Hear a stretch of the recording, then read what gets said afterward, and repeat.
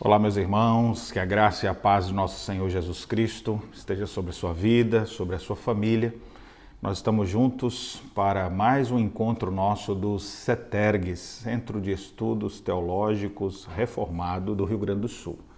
E nós temos estudado nesse semestre sobre escatologia da perspectiva bíblica. E hoje vamos dar seguimento aos estudos que nós desenvolvemos.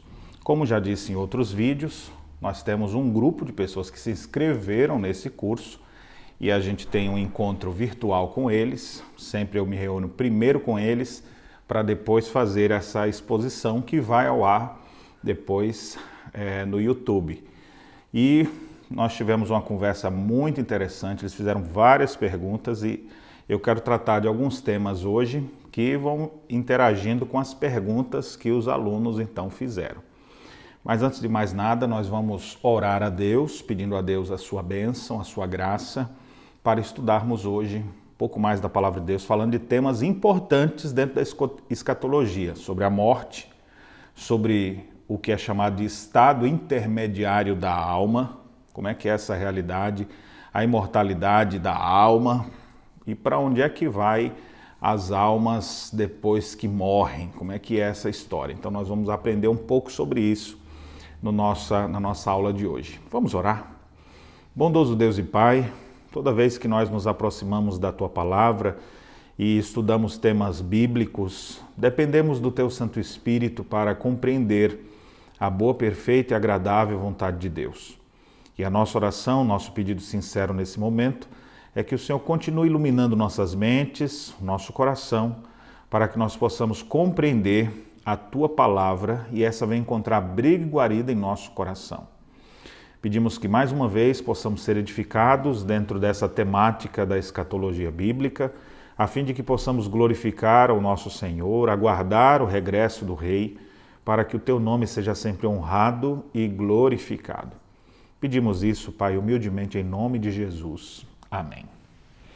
Muito bem, meus irmãos, nós vamos começar a partir de um estudo bíblico em Lucas, capítulo 16, numa história, a gente já começa mesmo antes de citar ela, dizer que ela é discutida entre muitos teólogos se é realmente uma história ou se é uma parábola, que é a história do rico e o mendigo.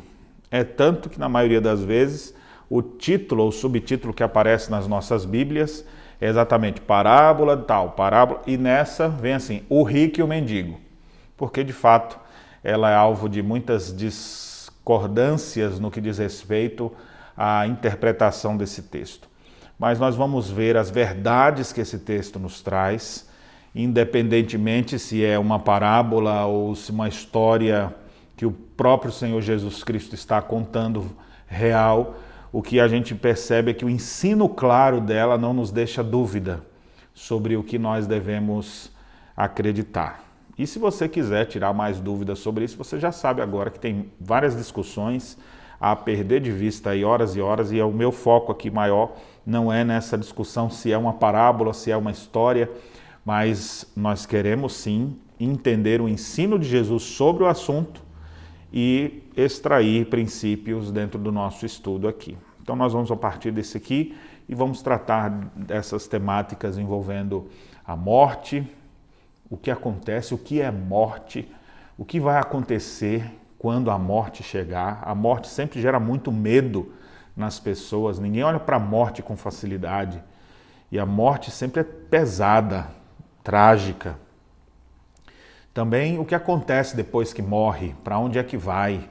Existem tantas crenças que se desenvolveram sobre o que acontece com a pessoa depois da morte. Então vamos estudar um pouco sobre a imortalidade da alma, sobre céu e inferno, que são as verdades que a Escritura nos mostra, e os seus desenvolvimentos históricos com o surgimento de algumas outras doutrinas. Bem, o texto de Lucas capítulo 16, a partir do verso 19, nos diz assim: Ora, havia certo homem rico que se vestia de púrpura e de linho finíssimo e que todos os dias se regalava esplendidamente. Havia também certo mendigo chamado Lázaro, coberto de chagas, que jazia à porta daquele. e desejava alimentar-se das migalhas que caíam da mesa do rico, e até os cães vinham lamber-lhe as úlceras. Aconteceu morrer o mendigo e ser levado pelos anjos para o seio de Abraão. Morreu também o rico e foi sepultado. No inferno, estando em tormentos, levantou os olhos e viu ao longe a Abraão e Lázaro no seu seio. Então, clamando, disse: Pai Abraão, tem misericórdia de mim e manda Lázaro que molhe em água a ponta do dedo e me refresque a língua, porque estou atormentado nesta chama. Disse, porém, Abraão: Filho, lembra-te de que recebeste os teus bens em tua vida e Lázaro igualmente os males. Agora, porém, aqui ele está consolado, tu em tormentos. E além de tudo, está posto um grande abismo entre nós e vós, de sorte que os que querem passar daqui para vós outros não podem, nem os de lá passar para nós. Então replicou: Pai, eu te imploro que o mandes à minha casa paterna, porque tenho 5 irmãos, para que lhes dê testemunho, a fim de não virem também para esse lugar de tormentos. Respondeu Abraão: Eles têm Moisés e os profetas, ouçam-os. Mas ele insistiu: Não, pai Abraão, se alguém dentre os mortos for ter com eles, arrepender-se-ão. Abraão, porém, lhe disse: Se não ouvem a Moisés e aos profetas, tampouco se deixarão persuadir, ainda que ressuscite alguém dentre os mortos. Amém. Que história interessante essa aqui. E ela nos fala de 2 realidades que mais cedo ou mais tarde nós iremos enfrentar. A dura realidade da morte. Em épocas como a nossa de pandemia, onde muitos mortos, o número de mortos cresce por causa dessa pandemia, então muitas pessoas com medo da morte. Os que são mais velhos, mais idosos, eles já têm um sentimento que está chegando perto daquele dia, ele já começa a ter mais dúvidas sobre a morte. Geralmente o jovem não está nem aí para a morte, ele brinca com as coisas, se passa por situações perigosas até, porque não está nem ligando, porque não está pensando ainda nisso, muitas vezes. E o texto nos fala dessa realidade. E a Bíblia conta então essa história de 2 homens que morreram. O rico, que aqui a gente não sabe o nome dele, mas era um homem que vivia regaladamente, vivia esplendidamente todos os seus dias, com toda a pompa. E o outro homem que nós conhecemos era um mendigo, chamado Lázaro, coberto de chagas e que jazia à porta do rico. Então era um homem doente, com feridas no corpo inteiro. A Bíblia diz que os cães, eles lambiam as suas úlceras, ou seja, ele todo machucado, os animais ali, era um cenário bem feio ali, bem cruel, de doenças, de enfermidade na vida daquele homem. E ele desejava, ele ficava à porta do rico ali na esperança de comer algumas migalhas que pudessem cair da mesa do rico, que alguma coisa que sobrasse ali para ele, já que ele sabia que era um homem abastado, ele estava ali tentando sobreviver. O que é interessante é que, pelo que o texto nos relata, o rico demonstra ser uma pessoa prepotente, que não tinha nenhuma confiança em Deus e que vivia aqui e agora. Para ele, importante era dinheiro, fama e essas coisas. E não tinha temor de Deus. E esse homem, quando morre, então vai para o inferno. Já o outro, aqui, apesar de uma vida sofrida, o texto nos dá a entender, então, que era um homem que esperava a redenção no Senhor. Era um homem crente. E por viver assim, esse homem morreu também e foi para o céu. É interessante os 2 destinos contrastados aqui, né? Aquele que vivia esplendidamente, se esperava que ele fosse para um lugar esplêndido. Aquele que vivia de uma forma terrível, morreu e ficou pior. Mas não é isso que o texto apresenta. Há um cruzamento aqui das coisas. Mas não necessariamente que o rico vai para o inferno e o pobre vai para o céu. Não tem nada disso aqui. A ideia é que 2 homens, um que não tinha esperança no Senhor, que não vivia pela fé, que não foi salvo, esse homem era rico. Se ele fosse um homem crente, ele ia para o céu, mas como ele não era crente, então ele foi para o inferno. Mas o que é interessante é que antes de falar do destino para onde eles foram, a Bíblia diz que os dois morreram, o detalhe, né? O rico foi sepultado, mas quando fala do Lázaro, lá diz que apenas, aconteceu, morreu o mendigo, morreu, ou seja, indigente. O rico ainda tem o sepultamento, honras fúnebres, vai ter as carpideiras chorando, vai ter todo o cerimonial, né? A gente vê isso até hoje. Se a pessoa é famosa, é aquele ritual todo, tem alguns lugares, isso desde os tempos mais longínquos do Egito Antigo, onde as pessoas eram guardadas semanas, meses até, antes de ser enterrado. E as pessoas ficavam ali chorando sobre o corpo, e todo o embalsamamento acontecia exatamente para segurar, aguentar o corpo ali durante aquele período em que o povo ficava chorando em cima dos seus defuntos. Mas o que o texto nos mostra claramente é essa realidade. A morte chega para todos, para bonitos e feios, para ricos, para pobres, para crentes, para incrédulos.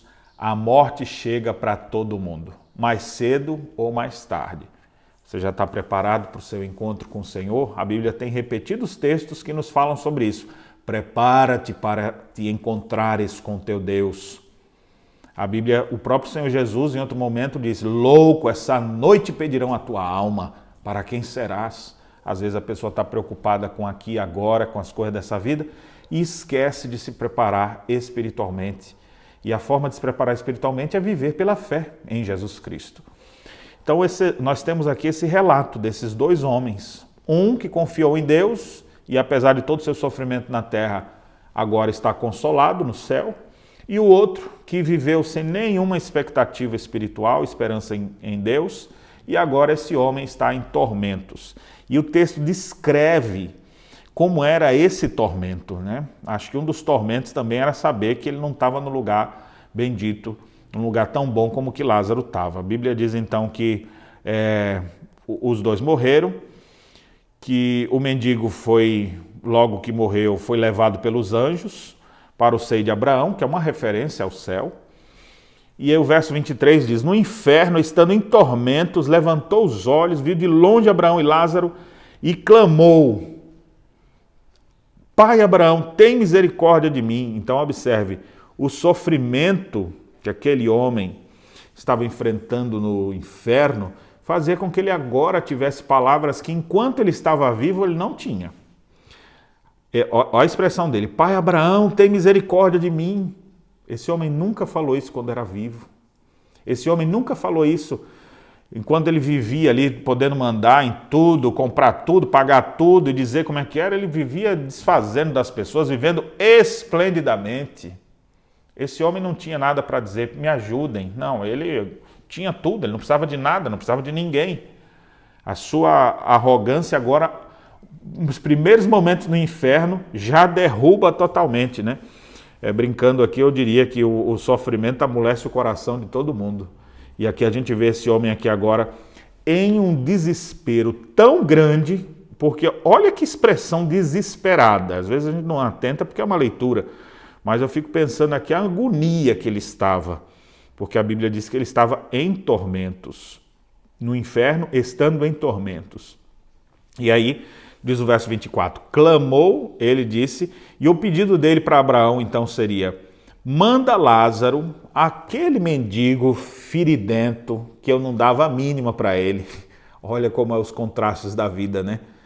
Ele vivia esplendidamente e nem se importava com aquele mendigo. Agora ele está pedindo: pede um mendigo para vir me ajudar. Aquele mendigo sujo que eu tinha nojo, manda ele vir com o dedinho molhado. Olha só o pedido. Pede para que ele molhe em água a ponta do dedo. Imagine assim, ó, a ponta do dedo molhada em água, né? O que um dedo molhado vai refrescar alguém? Mas o desespero era tão grande que ele fala: pede que ele molhe a ponta do dedo e me refresque a língua, porque estou atormentado nessa chama. Que desespero! Você já chegou algum dia morrendo de sede em casa e falou: molhe o dedinho ali para mim, só o dedinho molhado assim de água para eu me refrescar? Você quer um copo todo, você quer uma jarra, quando você está com sede, você bebe bastante água. Agora aquele homem, ele pede uma gota, um dedo molhado. Tamanho era o seu desespero. E a instrução que ele recebe naquele dia é: você lembra que você recebeu na sua vida os bens, recebeu tudo, e Lázaro só os males, e agora ele está aqui consolado e você está aí em tormentos. Agora, a grande questão é que é posto um grande abismo entre céu e inferno, de forma que os que estão aqui não podem ir para lá e os que estão aqui não podem ir para lá. Isso aqui é uma instrução importante dentro do nosso tema aqui. Há posto um grande abismo entre nós e vós, de sorte que os que querem passar daqui para vós outros não podem, nem os de lá passar para nós. E aí o que é interessante é que esse homem desesperado, já que ele não pode fazer nada, não tem mais chance para ele, então ele replicou: Pai, eu te imploro que o mandes, ou seja, manda o Lázaro lá na minha casa paterna, porque eu tenho 5 irmãos, para que lhes dê testemunho, a fim de não virem para esse lugar de tormentos. Então, olha que interessante, agora aquele homem que vivia só pensando dele, agora ele está preocupado com a família, seus 5 irmãos. E ele fala: manda o Lázaro ir lá pregar para ele, já que eu não posso fazer nada aqui.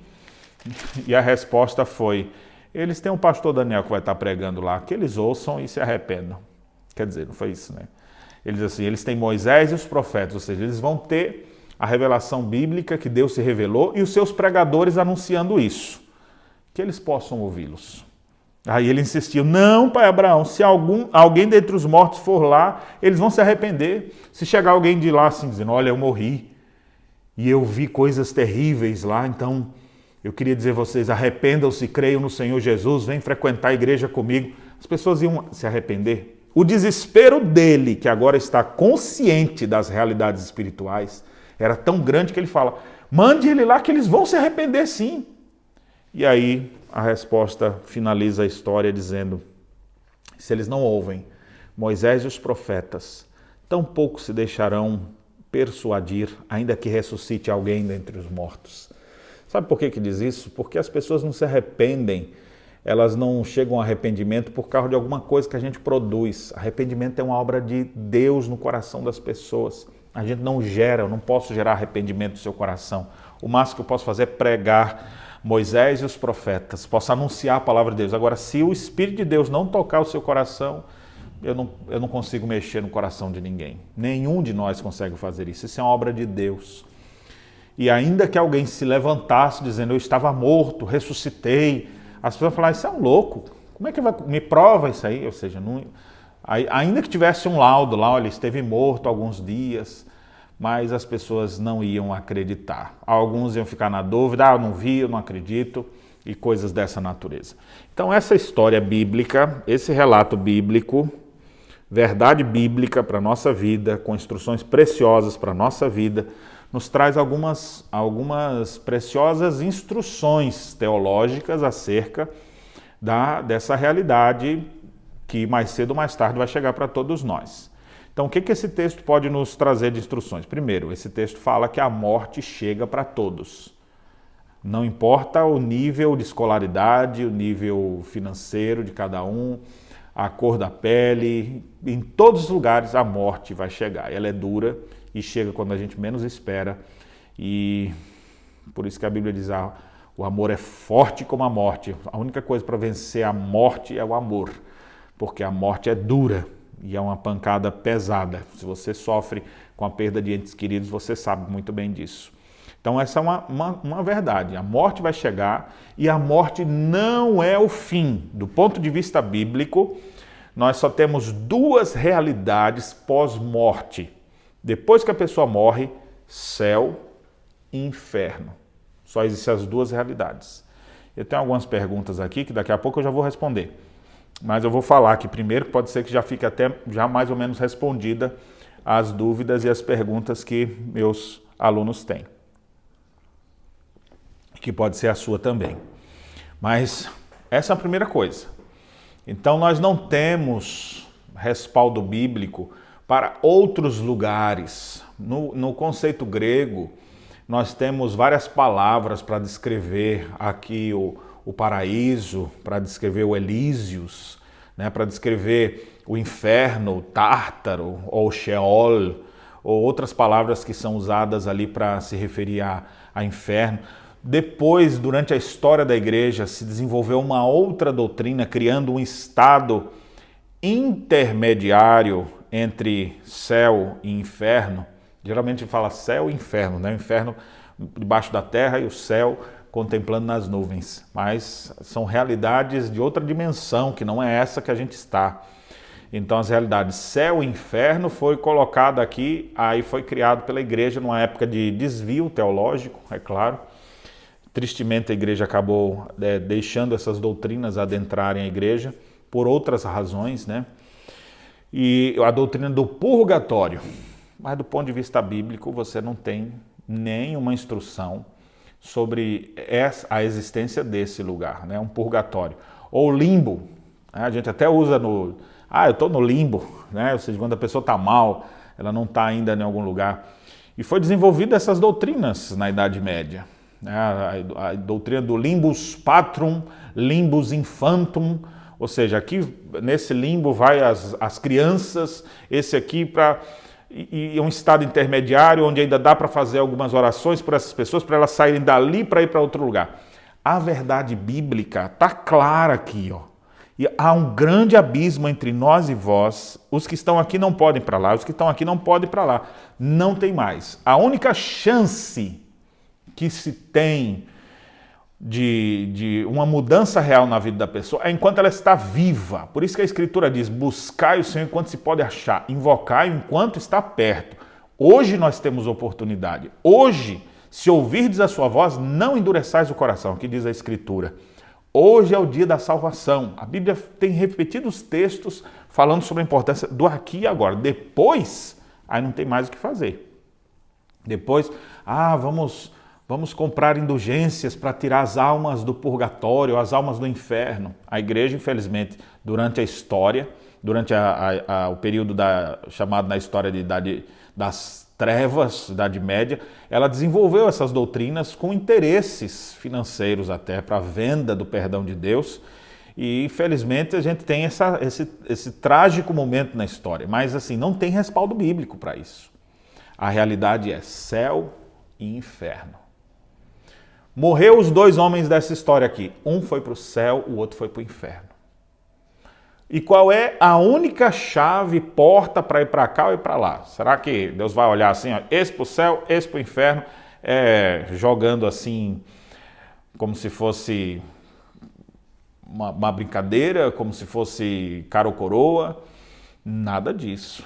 É pelo que eu faço. Se fosse pelo que a gente faz, todo mundo ia para o inferno. Esse é o destino de todos os incrédulos. Vão para o inferno.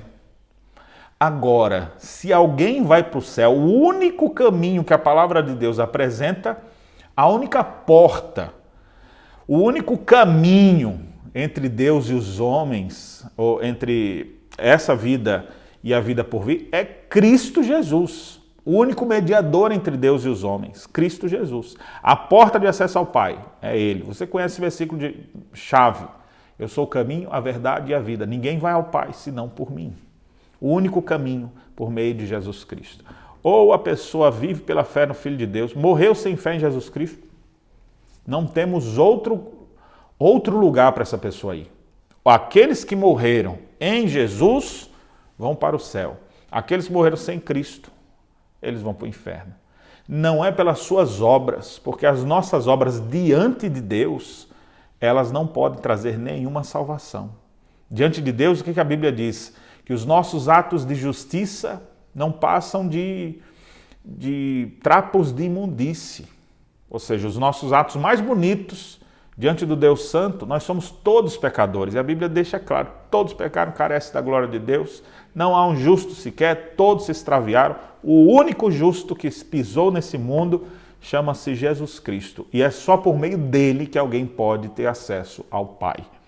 Céu, reino dos céus, só é possível pela fé em Jesus Cristo. Essa é a doutrina preciosa do Novo Testamento, mas está também fundamentada no Antigo Testamento. A doutrina que nos sustenta de pé, fundamental, a doutrina da justificação pela fé. O homem é salvo pela fé em Cristo Jesus. Pela graça sois salvos mediante a fé, e isso não vem de vós, é dom de Deus. Então essa salvação graciosa que temos em Jesus, e é somente por Ele. Nenhum outro caminho. Ah, mas eu invoco outros deuses, eu invoco outros nomes. Você pode invocar quem você quiser, mas não tem vida após morte em outro nome que não seja em Jesus Cristo. Gosto do texto de Atos 4:12, quando diz, não há salvação em nenhum outro nome. Você pode chamar o nome que for.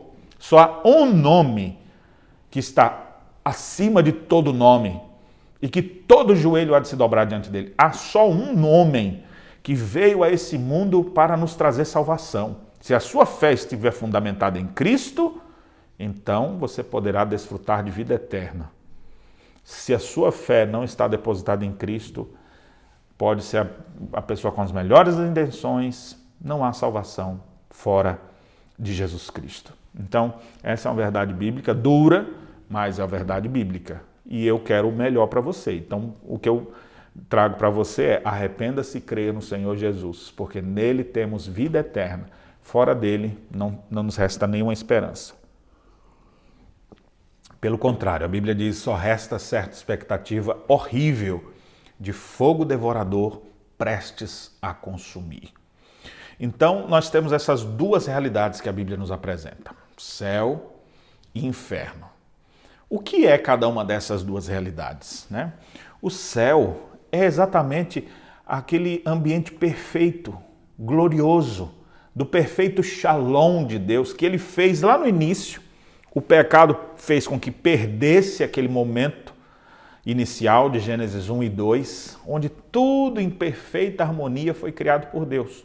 E o que Cristo veio fazer? A Bíblia diz que ele veio buscar e salvar o que estava perdido, ou seja, aquela comunhão perfeita de Gênesis 1 e 2, Cristo vem para colocar em ordem, trazer de volta.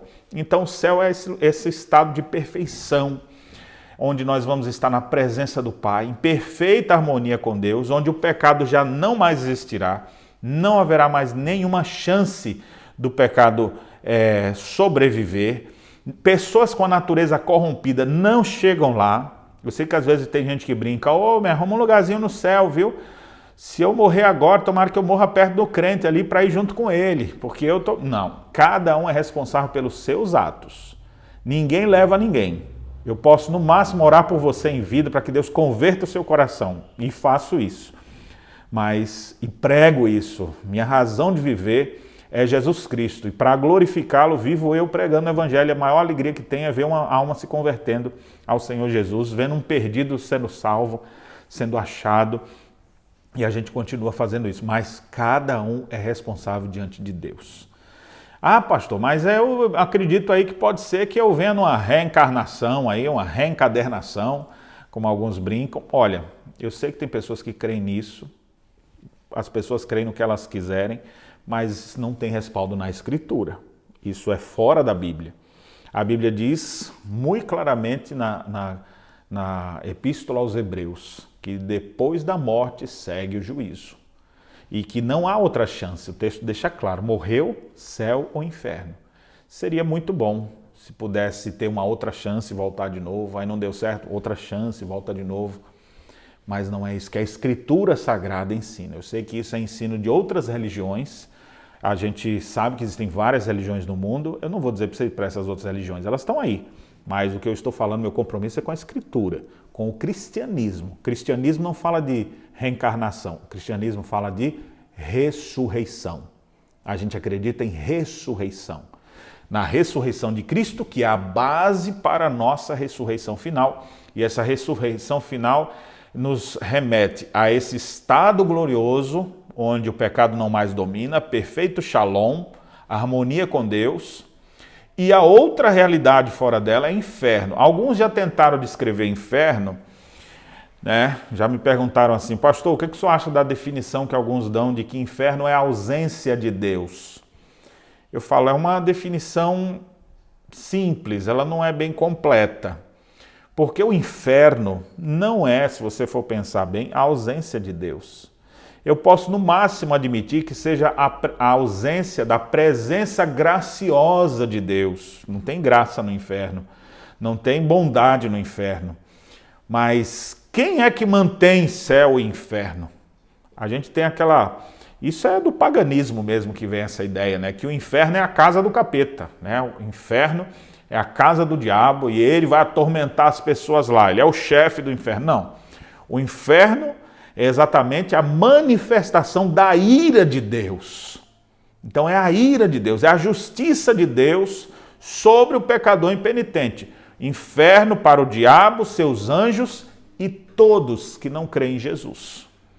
Então, começou primeiro com a rebelião celestial, diabo, seus anjos, então vão para o inferno, vão receber a ira de Deus. E quem mais vai receber a ira de Deus? Todos aqueles que não se arrependeram. Quem não se arrependeu vai, infelizmente, para esse lugar. Eu não estou dizendo que eu estou mandando ninguém para lá, eu não tenho poder de mandar ninguém para lá. Eu sou apenas um dos pregadores que são usados por Deus, um desses tantos por aí, para fazer com que as pessoas ouçam, se arrependam, creiam no Senhor Jesus e possam desfrutar da vida eterna. E vou viver até meu último dia da vida pregando isso. Arrependei-vos e crede no Senhor Jesus. Alguns vão se arrepender, outros vão ficar com mais dureza de coração, uns vão ficar mais brabo ainda e não vão querer. Um dia vão prestar contas diante de Deus, igual o rico aqui fez. Vivia sem nenhuma preocupação. 1 minuto lá no inferno, a pessoa ligeirinho já começa a ficar ali com o coração amolecido. Pai Abraão, tem misericórdia de mim. Não precisa esperar esse dia. Arrependa-se hoje. Você já parou para pensar o que é passar toda uma eternidade queimando no fogo do inferno? Onde a Bíblia descreve algumas formas. Jesus disse que é um lugar de choro e ranger de dentes. Lugar de choro, de remorso, mas não tem mais o que fazer. Ranger de dentes. Sabe quando a pessoa está... Ai, que burro que eu fui! Por que eu vim parar aqui? O que eu faço? Sabe quando a pessoa rangendo os dentes de angústia? Ela não vai ficar lá assim, meia hora, 30 minutos. As pessoas que sofreram queimaduras no seu corpo, elas sofreram por questão de minutos. E elas têm marcas terríveis daquele momento. Agora a Bíblia diz que lá o verme não morre, o fogo vai arder, só que essas pessoas elas não vão ser consumidas. E aqui eu já trago outras doutrinas bíblicas contrapondo a outras existentes. Por exemplo, existem aqueles que acreditam depois que a pessoa morre, ela não vai para céu ou inferno. Alguns entendem que dorme, a alma está dormindo. Não importa se é crente ou sem crente, está dormindo ali. E ele vai dormir até o último dia. Quando chegar o último dia, que é a volta de Cristo, aí o Senhor vai acordar essas almas que estão dormindo, aí vai uns para o céu e outros vão, alguns que acreditam vão para o inferno. E outros acreditam que essas almas que não se arrependeram, elas vão ser aniquiladas. É a doutrina da aniquilação da alma. Não há respaldo nenhum na Bíblia também para essa doutrina de aniquilar. Eu, sinceramente, diria que eu queria muito que existisse essa doutrina, porque, do meu ponto de vista, como ser humano, eu não quero mal de nenhum outro ser humano. Saber que uma pessoa vai ficar num lugar que não dá mais para sair, por 1 ano, 10 anos, 20 anos, 100 anos, 1000 anos, 2000 anos, não dá para contar, porque agora é eternidade, é o resto da existência. Não é por um período de tempo curto como esse tempo que a gente passa aqui na Terra. É toda a eternidade. Uma pessoa vivendo lá esse tempo inteiro. Eu queria muito que existisse uma doutrina da aniquilação da alma, dizendo que o Senhor ia vir e acabou tudo. Destruiu, aniquilou essa alma. Porque aí foi um sofrimento e finalizou. Não existe mais. Não é isso que a Bíblia fala. A Bíblia fala de um verme que não morre, de uma chama que nunca se apaga. Olha as expressões da Bíblia. Um lugar de choro e ranger de dentes, um lugar de tormentos nas chamas. Então é isso que a Bíblia fala. E quem mantém esse lugar aceso não é Satanás. Satanás vai ser atormentado lá, juntamente com os demônios e todos que não creem no Senhor Jesus. Então meu apelo sempre para você é, veja onde está firmada a sua fé. A nossa fé precisa estar firmada em Jesus de Nazaré. Tá certo? Então essas são as únicas realidades que a palavra de Deus nos mostra. Ah, mas tem aqui, a pessoa não se converteu, está aqui assim, ou a gente ora por ele, ele sai daqui, conversa com um jeitinho ali, você pode conversar com quem for, meu filho. Quem disse isso foi o próprio Senhor Jesus. Morreu com Cristo, céu. Não importa quem você seja, o que fez. Se Cristo te salvou, aí aqui a gente vê, por exemplo, a história do ladrão da cruz. O que o ladrão fez? O homem errou a vida inteira, mas aquele homem no final de sua vida, antes de se apagar, Antes do fio de prata se romper, antes da morte chegar, ele está lá nos momentos finais, crucificado ao lado de Cristo, blasfemando contra Jesus. Depois de passar algumas horas na cruz, ele viu que Jesus não era um homem comum. Então ele começa a repreender o outro que estava lá. Para de falar contra ele, porque nós estamos aqui porque a gente merece, mas ele que crime fez? Olha para Jesus e fala, lembra-te de mim quando entrares no teu reino. Lembra qual foi a resposta de Cristo? Em verdade eu te digo, hoje mesmo estarás comigo no paraíso. Cristo, ainda cansado, pôde trazer esperança e salvação para aquele homem. E mais, presta atenção na palavra de Jesus. Hoje mesmo estarás comigo no paraíso. Então observe, o que é a morte? Me lembro aqui da definição do Dr. Heber Campos, o pai, quando ele sempre, nas aulas que tínhamos de teologia sistemática, ele dizia, olha, a morte é como a separação, a alma do corpo, ou a parte imaterial da parte material, né? Porque essas duas partes têm vários nomes na Bíblia. Você pode chamar a parte imaterial de psique, ou alma, ou pneuma, espírito. Você pode chamar ela de coração, mente, entendimento. Ou seja, há várias expressões na Bíblia para se referir a seu ser interior. Como também há várias expressões na Bíblia para se referir a essa parte material. A palavra soma, né, que é a palavra para corpo, ou sarque, também é uma outra palavra para carne. Ou seja, esse nosso estado aqui. Então, não é que a gente tem um monte de partes, a gente tem uma parte material e outra parte imaterial. E nós somos uma unidade psicossomática, ou seja, alma e corpo, ou espírito e carne, estão tudo misturado aqui. E enquanto você está vivo, você não separa isso aqui não, viu? Ah, tô com a dor na alma. Não, quando você dói na alma, dói no corpo, você fica desanimado. Quando dói o corpo, você desanima a alma. Está grudado isso aqui. Enquanto a gente está nesse mundo, tá aqui. Agora quando morre, o que acontece? Separa. O corpo fica aqui, a pessoa morreu. No caso do rico, o povo ficou aqui chorando por ele. E essa alma, essa parte imaterial, céu ou inferno. Não fica vagando, não fica por aqui, né? As pessoas falam, os filmes propagam muito isso. Estou sentindo que ainda há um espírito por aqui que ainda não pegou o caminho. Meu amigo, pode ser qualquer outro espírito, mas não é o da pessoa. A pessoa morreu, céu ou inferno. Também não fica dormindo ali ainda esperando. A própria palavra dormir é uma referência à morte. Nós temos a palavra dormir sendo utilizada em vários momentos. Eu já falei sobre isso aqui em outra ocasião, mas só para você recobrar aqui. Veja, por exemplo, quando Paulo escreve aos Tessalonicenses, ele faz uso da palavra dormir de diversas formas, falando exatamente desse ponto de vista escatológico, né? Falando sobre a volta de Cristo. E ele diz em 1 Tessalonicenses 5,4, mas vós outros, irmãos, não estáis em trevas, para que o dia, ou seja, o dia da volta de Cristo, como ladrão não vos apanhe de surpresa, porque vós todos sois filhos da luz e filhos do dia. Não somos da noite nem das trevas. Olha as expressões que ele usa agora. Assim, pois, não durmamos como os demais. Então, aqui é uma ideia de dormir no sentido moral. Pelo contrário, vigiemos e sejamos sóbrios. Ou seja, o que é o dormir aqui? O dormir aqui é a pessoa que não está vigilante espiritualmente, ele está dormindo, a sonolência espiritual. Olha o que ele mais diz aqui. Ora, os que dormem de noite. Que referência é essa do verbo dormir? Agora é dormir sono mesmo. Quem vai dormir, dorme de noite. E os que se embriagam, é de noite que se embriagam. Nós, porém, que somos do dia, sejamos sóbrios, revestidos da couraça da justiça e tal. E ele segue falando.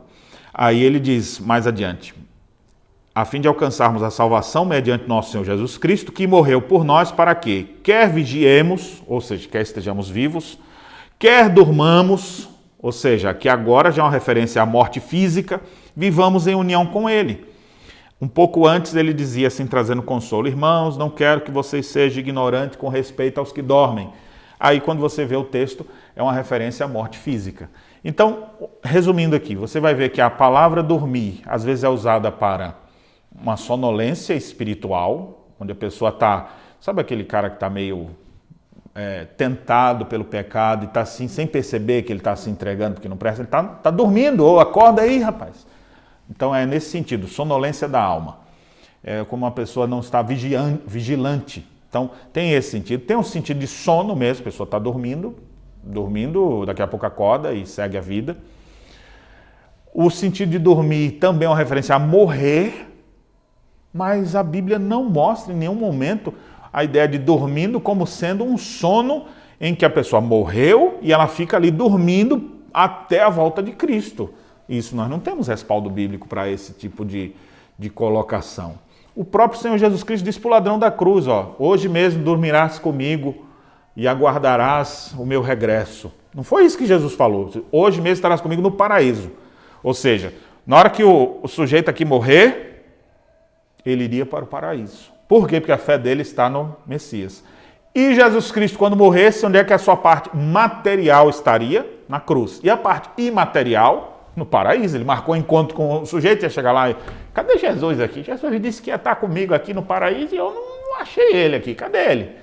Não, o Senhor o recebeu lá. Olha que coisa maravilhosa, meus irmãos. Pensa aqui como vai ser o dia da nossa morte. Se você pensar dessa maneira, que é a maneira bíblica, isso vai te dar esperança, vai dissipar o medo de morrer. Imagine que você vai estar aqui, seus momentos finais, aconteceu alguma coisa e você morreu. Quando você morreu, é como se você fechasse seus olhos aqui. E quando você o abre, você já está lá. Só que não ainda na sua forma final, com o corpo, mas só a sua parte imaterial, mas consciente, estará lá, na presença do Pai, na presença do Senhor, desfrutando de sua paz perfeita, não mais pecado, não mais dor, não mais angústia. Você estará consolado. A Bíblia diz que é um lugar de consolo, de paz. Ainda não é o nosso estado final, porque ainda aguardamos a ressurreição, onde já estamos na bênção lá, né? Nossa parte material, a nossa alma, o espírito, na presença do Senhor Jesus.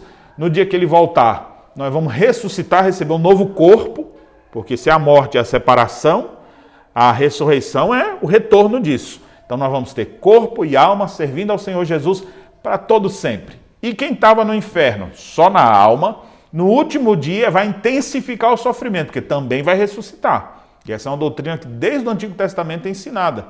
Daniel capítulo 12, uns ressuscitarão para a vida eterna e outros para horror eterno. Então aquela alma que já estava sofrendo no inferno vai receber um corpo que não se consumirá com as chamas, e essa pessoa agora na alma e no corpo, ou seja, no seu ser inteiro, vai sofrer por toda a eternidade. Eu não desejo isso para a pior pessoa que posso conhecer nessa face da terra. Por isso que sou pregador do Evangelho, para que pessoas perdidas, miseráveis pecadores como eu e como você, possam se converter ao Senhor Jesus, viver pela fé e desfrutar de vida eterna, de graça que Ele concede aos que nele creem. Muito bem, deixa eu ver algumas das perguntas que me foram colocadas aqui sobre essas realidades do céu e do inferno. O Henrique, ele pergunta o seguinte: ao morrermos indo para o céu, será como num piscar de olhos? Lá teremos consciência das coisas? Até recebermos nosso corpo glorificado, teremos noção de tempo enquanto esperamos por esse momento?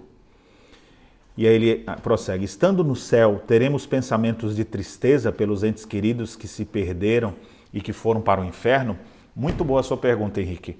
Olha só, algumas coisas a gente não tem todas as respostas. Como vai ser lá? A gente sabe que vai ser maravilhoso.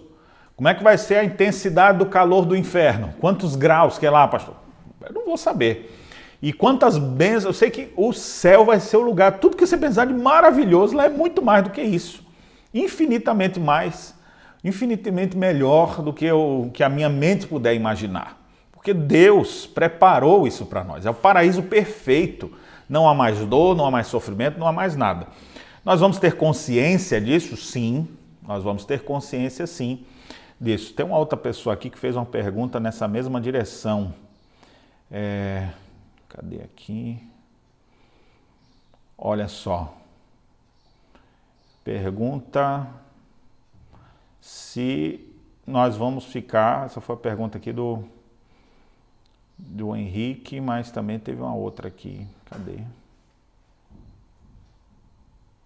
Eu não estou encontrando aqui agora, mas nós vamos pensar e vamos ter tristeza pelos entes queridos que se perderam e foram para o inferno, observe, aqui a gente às vezes acha que vai ser assim. Como é que ela vai ser tão bom se eu vou ver que não vou estar lá, talvez alguns familiares, algumas pessoas que são meus amigos, entes queridos, e eu não vou vê-los? Como é que eu vou ficar bem? Vou ficar lembrando, vou ficar triste. Bem, Deus já pensou nisso tudo e para isso a gente já tem resposta aqui na terra. A gente pensa dessa maneira porque você está raciocinando lá no céu com a mente que você tem hoje, aqui. Mas até essa mente sua, que sofre os efeitos do pecado, e é por isso que a gente tem dificuldade de processar algumas informações, a gente tem dificuldade de raciocinar determinados temas, fala, não, isso aqui é muito complicado, não consigo entender. Por quê? São os efeitos noéticos do pecado. Às vezes nosso raciocínio não vai direito, por isso que há tantas confusões, tantas brigas com as pessoas, mas no novo céu, nova terra, não há mais efeitos do pecado. A sua mente vai ser como uma melhor HD que existir, né? Você estava lá aquele modelo lá de 386, para quem lembra daqueles computadores antigos, agora você está naquela velocidade, sua mente está a 1000 por hora, você não tem mais nada que impeça você a raciocinar de forma correta, você vai pensar no céu com a mente das criaturas do céu e não mais com a mente de criaturas caídas da terra. E olha só que interessante, já aqui agora a gente já começa a desfrutar disso. Você já percebeu, por exemplo, você se converteu e você tinha muita dificuldade de perdoar as pessoas. Ah, não consigo perdoar e para mim é assim. Aí você começa a caminhar com o Senhor. Se converteu, começa a sua caminhada de santificação, aprende que você tem que perdoar. A Bíblia diz, Cristo vos perdoou, perdoai-vos também vós. Você vê as parábolas de Jesus ensinando sobre perdão. Aí de repente você, não. Toda vez que você lembrava do fato, daquele momento você não perdoou, ficava com raiva. Passa um tempo, você lembra e... Não, já perdoei, já deixei para lá. Vai chegar um momento que você já superou tanto aquela fase que você lembra, às vezes até ri, daquilo que antes te causava dor. Você já viu que acontece isso aqui nesse mundo? Ou seja, a nossa mente em Cristo, Cristo já está transformando nossa mente aqui. Agora imagine quando a gente chegar lá, que não vai ter mais um resquício de pecado, nada vai impedir da gente raciocinar de forma correta. Então as nossas lembranças lá não vão trazer sofrimento. Eu vou entender o plano de Deus perfeitamente, dizer, Deus, como o Senhor é maravilhoso, como foi o Senhor glorioso, o Senhor pensou nisso, naquilo outro. Nós não vamos ter lembranças de tristeza, nós vamos conseguir compreender plenamente a vontade de Deus e não vamos sofrer por nenhum ente querido que tenhamos, que não estejam lá de maneira alguma, certo? Outra coisa aqui, que alguém me pergunta aqui, o Tyson, ele fala aqui, o pastor Sproul afirma que o estado do crente depois da morte é diferente, melhor do que o experimentado nessa vida, certamente. Embora não seja tão diferente, tão abençoado quanto será na ressurreição final. O senhor concorda com essa afirmação? Por que o estado final seria melhor? Claro, eu concordo plenamente com o que o Dr. Sproul declara aqui. O estado do crente, o fato dele estar no céu, infinitamente melhor do que estar na terra. Paulo já dizia isso, né? Prefiro partir e estar com o Senhor, que é infinitamente melhor do que permanecer aqui. Mas esse estado ainda não é o final, vai ficar ainda melhor. Por quê? Porque lá ele está consciente apenas na sua parte imaterial, e ele vai receber um corpo novo, então ele vai ter ainda um regozijo maior ainda do que o que ele já estava tendo. E eu não posso deixar de se referir ao contrário também. Aquela alma que já está sofrendo vai ter um sofrimento maior ainda quando receber o seu novo corpo. Porque essa foi a doutrina que eu expliquei no estudo da semana passada. Se você quiser rever algumas questões lá, eu falo sobre isso, a ressurreição, a incorruptibilidade do nosso corpo. Vamos receber um corpo que não vai mais se consumir, não vai mais se deteriorar, não vai mais durar apenas 100 anos ou 120 anos, alguma coisa assim, mas vamos ter um corpo agora que vai aguentar a eternidade inteira, na glória do céu ou no sofrimento eterno, certo? Deixa eu ver aqui mais algumas perguntas. A Jussara aqui fala algo interessante aqui, ó. Ela pergunta assim, pastor, de onde eu vim era cantado o hino que dizia: lá verei meu pai, lá verei minha mãe, Lá verei Isaac, Jacó, tal. A minha pergunta é, vamos conhecer nossos familiares e saberemos o grau de parentesco que tínhamos aqui? Olha só, essa é muito boa essa pergunta. Porque existe uma incompreensão de um texto de Isaías, deixa eu ver se eu me recordo aqui, é o texto de Isaías que fala sobre como vai ser lá no novo céu e na nova terra, e ele diz que, deixa eu ver se eu me recordo aqui, dessa referência aqui de Isaías 65. Ele diz assim, eis que crio o novo céu e nova terra, e não haverá lembrança das coisas passadas, jamais haverá memória delas. Mas vós folgareis e exultareis perpetuamente no que eu crio e tal.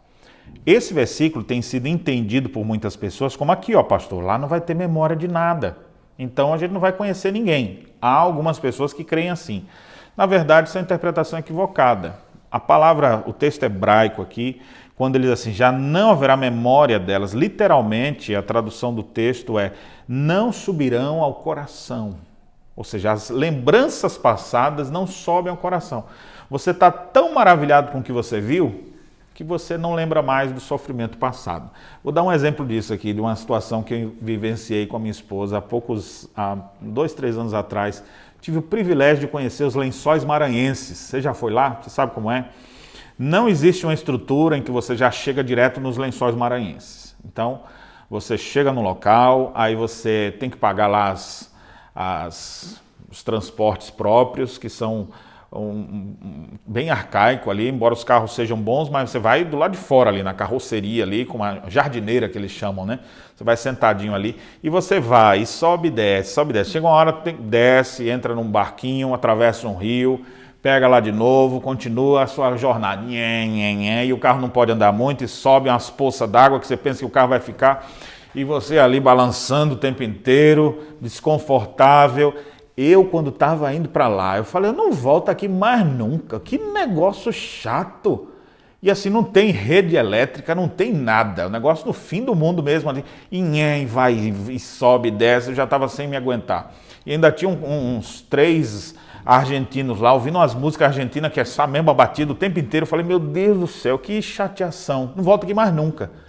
E beleza, aí chegamos no último ponto lá, na hora que parou, aí tinha aquele morro de uns 40 metros de altura, mais ou menos, de areia. E que você tinha que subir agora e não tinha jeito lá. Tem que subir, tinha uma corda enorme, você vai lá, puxando lá, subindo. Eu falei, rapaz, onde é que eu fui amarrar meu jegue? Onde é que eu vim? O que eu vim fazer aqui? Eu e minha esposa, né? E ela cansada ali também, calma, vamos descansar. O pessoal tá indo. E os grupos iam juntos. Quando a gente terminou de puxar a corda, que a gente chegou naquela parte superior, que nós olhamos, eu fiquei maravilhado com aquele, meu Deus do céu, parece que você está num outro planeta, parece que você estava num outro lugar, lindo, um ambiente lindo, e você anda para cá, anda para lá, aquelas dunas, água. Esquecemos totalmente o sofrimento do caminho. Eu na hora que eu lembro desse assunto que eu estou falando, eu me lembro dessa situação. O sofrimento foi tão grande que enquanto eu estava sofrendo ali, eu falava, não quero mais nunca chegar aqui. Mas depois que eu cheguei no lugar, eu esqueci do sofrimento total. Eu volto lá. Hoje eu volto, porque o que você vê lá é fantástico. O percurso para chegar é horrível, mas quando você chega lá, você esquece de tudo. É essa a ideia do texto aqui. Quando você chegar no céu, as lembranças da terra, o melhor que você teve por aqui, isso é pequeno, perto da grandiosidade de você estar plenamente na presença do Pai, sem nenhuma separação entre você e Deus, em perfeita harmonia, perfeito shalom, perfeita união, seu coração transbordando de graça diante do Cordeiro de Deus que trouxe salvação. Então você vai ter consciência sim, você vai poder conversar, você que gosta de conversar com os teólogos, você vai conversar com o próprio Calvino lá. Calvino, como é que é esse negócio das enfermidades suas lá? E Calvino vai dizer, nem me fale que aquilo me traz um sofrimento. Não, Calvino vai poder contar bem tranquilo como é que era. Se você quiser perguntar como é que foi a vida de Lutero com Catarina, você vai saber. Se você quiser saber dos personagens bíblicos, ou Abraão, como é que foi essa história? Elias, rapaz, como é que foi a experiência lá? Tu vai poder conversar com Josué, das batalhas que ele enfrentou. Tu vai poder conversar com o próprio Senhor Jesus, que vai estar lá por toda a eternidade. Então a gente vai ter consciência assim. Então se eu disser que nós não vamos ter memória, entendendo como muitos estão dizendo, imagine a gente lá no céu, um monte de gente assim que ninguém se conhece. Oh, quem é você? Eu sou... Aí um anjo passa assim, ó, vamos agora adorar o Cordeiro. Você, Cordeiro? Quem é o Cordeiro? O que é Cordeiro? Bem, se tu não tem memória, tu vai saber do quê? Não, nós vamos estar lá e vamos ter consciência sim. Agora essas coisas não sobem mais ao nosso coração. É essa a ideia do texto. Então, irmãzinha, a pergunta sua aqui, nós vamos conhecer nossa família? Vamos conhecer sim. Agora o grau de parentesco disso aí eu já não sei. Não tenho ideia de como vai ser. Olha só, algumas outras perguntas aqui. Não vou ter tempo aqui de responder todas, já está acabando meu tempo. Mas deixa eu ver mais uma ou duas perguntas aqui. A dona Nilvana pergunta assim: o estado intermediário é o período entre a nossa morte física no presente e a ressurreição dos mortos na segunda volta de Cristo. Quando nesse mundo presente nós morrermos, o que acontecerá conosco até que Cristo volte? Aonde fica a nossa alma? Né? Quando nesse mundo presente nós morrermos, o que acontece conosco até Cristo volte? Então, muitos dizem que você vai ficar dormindo, outros dizem que você vai ficar vagando. A Bíblia diz, hoje mesmo estarás comigo no paraíso. Se é um crente no Senhor Jesus, você apaga os olhinhos aqui, ó, e abre lá no céu. E aí o que vai acontecer? No dia do juízo final, na volta de Cristo, a Bíblia diz que o Pai dirá, eis o momento. Então vai o arcanjo tocando as trombetas, reunindo os exércitos do Senhor. E aí vão dizer, pessoal, ó, as alminhas aí, ó, vão junto aqui, quando o Senhor voltar, vocês voltam com ele. Isso está lá, nós já estudamos isso, 1 Tessalonicenses 4. Então o Senhor voltará e os mortos em Cristo ressuscitarão primeiro. Quando o Senhor voltar, então as alminhas nossas que vamos estar lá na presença do Pai, vamos receber os nossos novos corpos. Pastor, e onde é que vai estar o meu corpo? Eu não sei. Eu sei que o Senhor vai pegar o resto do que sobrou e Ele vai fazer um corpo novo. Um corpo que não destrói mais. Se tiver faltando alguma coisa no seu corpo hoje, no do céu não vai ter. Não vai ter celulite, não vai ter esterilidade capilar, não vai faltar dente, não vai ter nada disso. Seu corpo vai ser perfeito, completo. E aí você vai estar alma e corpo agora vivendo para sempre com o Senhor. Enquanto isso, a nossa alma está na presença de Deus. A alma vai estar no céu. Então, morreu, a alma está no paraíso. Voltou Cristo, aí essa alma recebe um corpo e paraíso. Mesma coisa, o outro destino. Morreu sem Cristo, inferno. Cristo voltou, essas almas receberão um corpo e julgadas agora por toda a eternidade, vão sofrer na alma e no corpo até o final. Deixa eu ver aqui mais uma ou duas perguntas aqui, ainda mais 5 minutos. A Fábio pergunta assim: já ouvi a afirmação que o corpo não pode ser cremado, que isso poderia impedir a ressurreição. Existe alguma base bíblica para isso? Na verdade, eu já ouvi também, já li um livro que falava sobre isso, por que não devemos cremar? Mas eu não vou dizer nesse sentido, não há base nenhuma para dizer que a pessoa queimada, cremada não vai ter. Observe aqui, onde é que está o corpo daquele que sofreu naufrágio, dos crentes que naufragaram no mar, do crente que o tubarão comeu, do crente que caiu queimado dentro de uma usina de cimento, 3.000 graus e o corpo pulverizou ali. Bem, uma lei física é que nada se perde, mas tudo se transforma. Às vezes você pode estar até respirando o resto do corpo de alguém. Eu não sei, mas Deus disse que vai dar corpo novo, Ele tem todo o poder, Ele fez tudo do nada. Ele pode pegar os restos nossos de onde tiver e fazer um novo. Agora, esse corpo novo vai ser completamente diferente desse, no sentido de que aperfeiçoado. Esse aqui é uma versão mais genérica, vamos dizer assim, mais barata. Agora você vai ter a top. No final você vai ter um corpo novo, inédito, no sentido de que não vai mais sofrer, não vai ter mais nenhum sofrimento das coisas desse mundo, do que o pecado pode nos trazer. Então a gente vai ter corpos glorificados e isso deve encher o nosso coração de alegria. por podermos herdar tão grande salvação que o Senhor tem nos oferecido. Aqui, deixa eu ver aqui, o Ademir fala aqui sobre o estado intermediário da alma.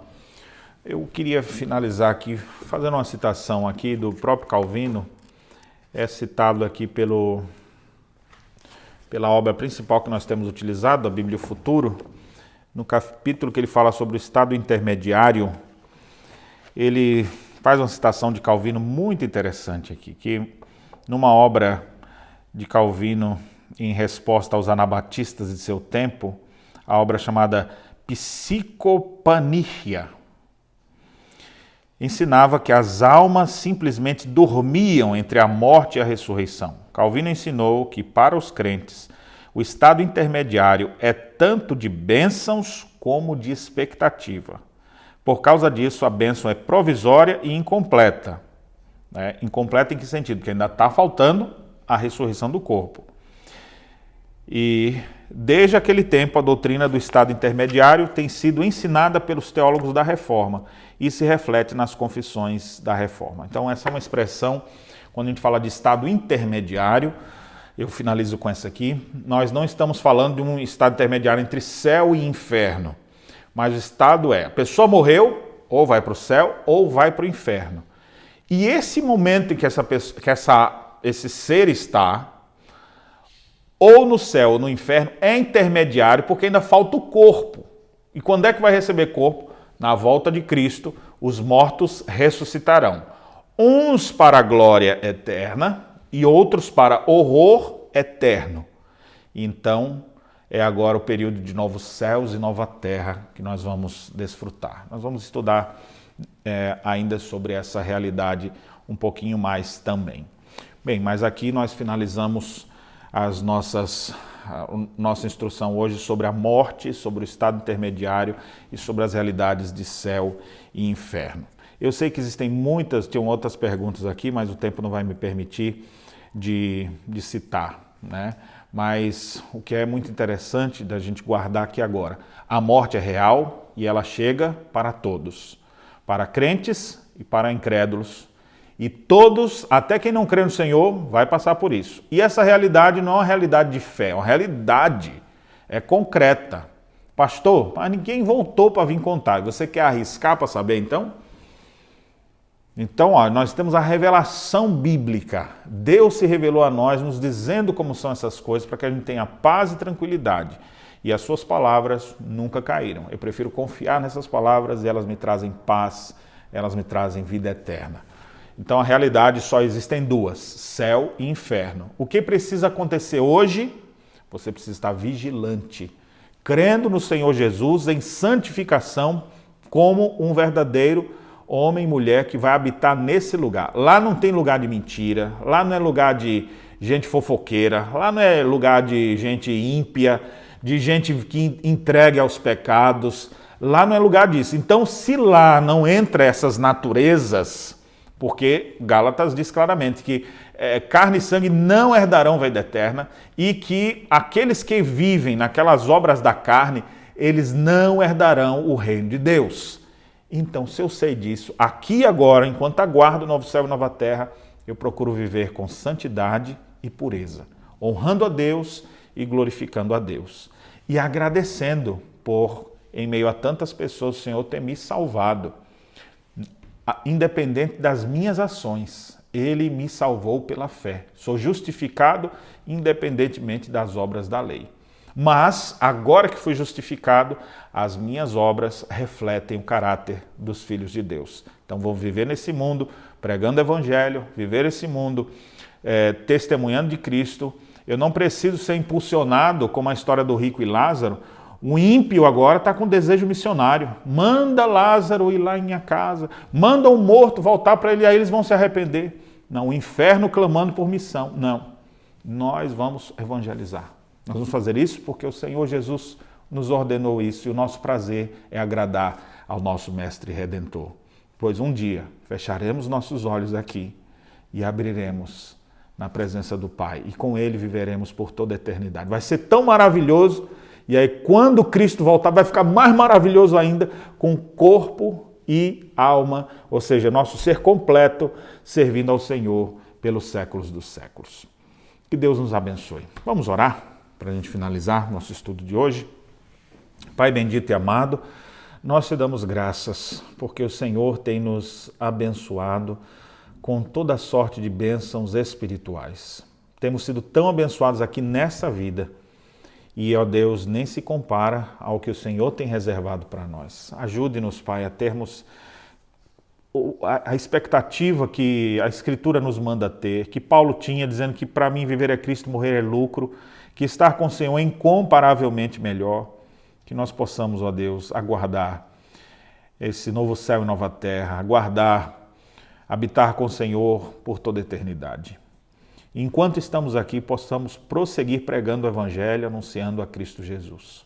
E se alguém que ouve essa mensagem ainda vive distante do trono de Deus, ó Senhor, Espírito Santo de Deus, converta essas almas, transforma esses corações, chame-os para perto de Ti, para que eles possam se arrepender e crer enquanto ainda tem oportunidade.